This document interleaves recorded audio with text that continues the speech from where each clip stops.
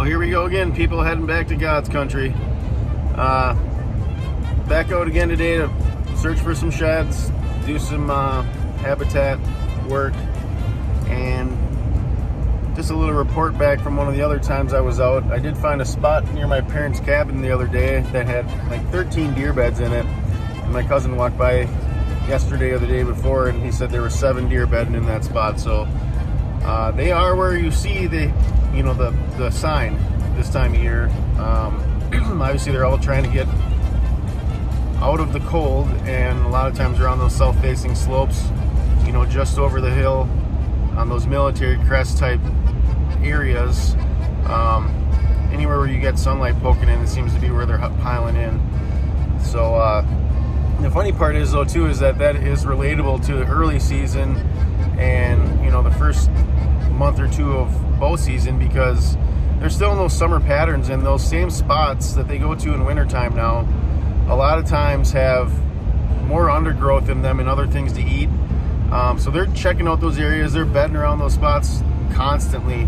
They're not just there because it's cold, they find those spots because they're also safe and they're convenient, close to food, which is what they're always looking for.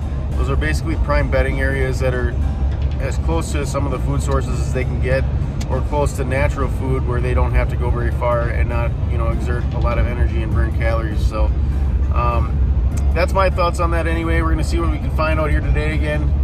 It's never a bad day in the woods, so come on along with me and let's see what we got. As you guys can see, right along the highway here, and there's a road that runs along it. You do have one stand on here on the ways, but this whole trail is beat down the whole way here, and I've been kind of looking to see what they've been eating on as they stop around and munch, and they've been eating on the tips of all these little blackberry, raspberry bushes. Not that guy, that looks like a locust or something.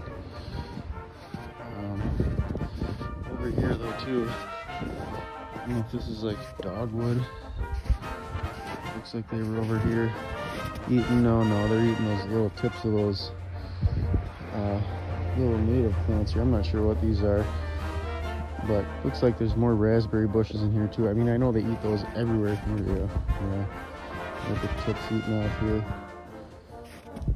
They eat a lot of those raspberry bushes, and they're everywhere out here. Looking up here, and I see a nice rub here.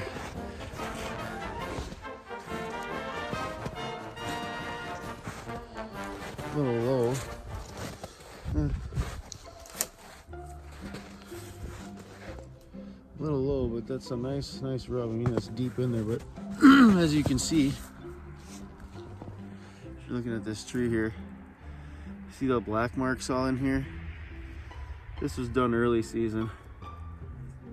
All that stuff, so the sap was still in the tree there, so it captured the moisture inside there, and as the tree started to dry out for the year, kind of basically that's like mold is what's on there.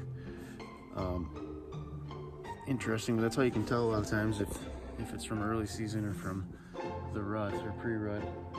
But yeah, that's definitely from early season, but that's a deer I might want to look out for this year.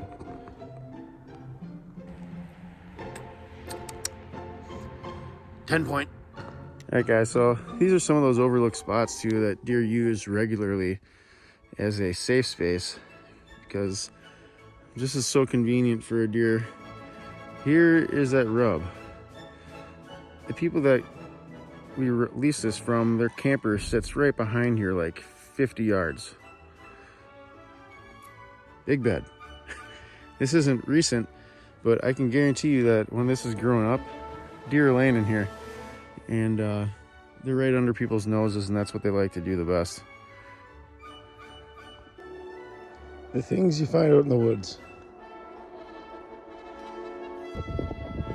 There's a fall rub. Look how white it is still. This thing is ripped down all the way down there. This is chest high. This branch here, this whole thing. This branch here though is like almost above my chest. I mean, it's level with my pecs. It is one hell of a rub. don't really care about the size of the diameter of the tree. It's the height and depth and how much aggression. And that one ripped it up. We gotta pay a little homage to the big boy of the property. 171-inch giant. Well, everybody, looks like this just turned into a frost seeding video. Let's go.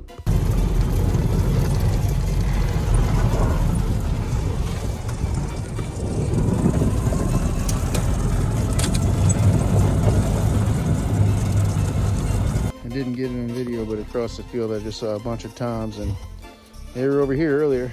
Oh my Lord. Hanging out.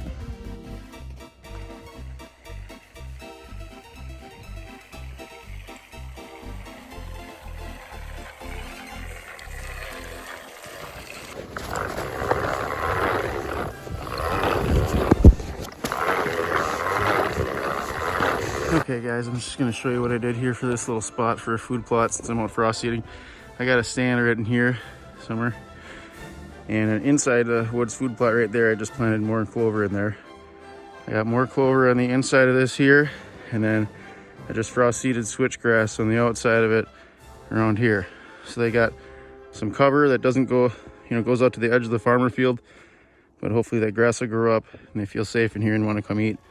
Just two little holes here that they want to come in. So I shot a doe out of here last year, a real nice one, but they use it a lot. There just wasn't enough food last year, so hopefully this stuff comes up.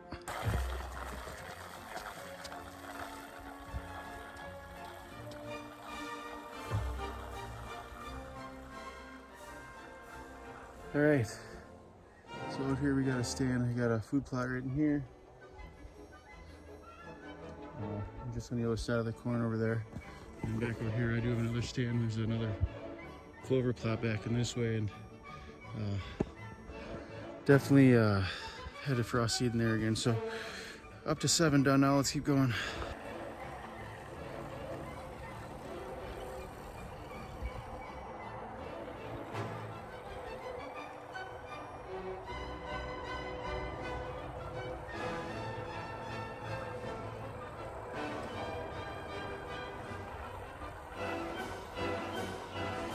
All right guys, so this is why we're kind of doing this here today and planting clover in a lot of our kill plot areas.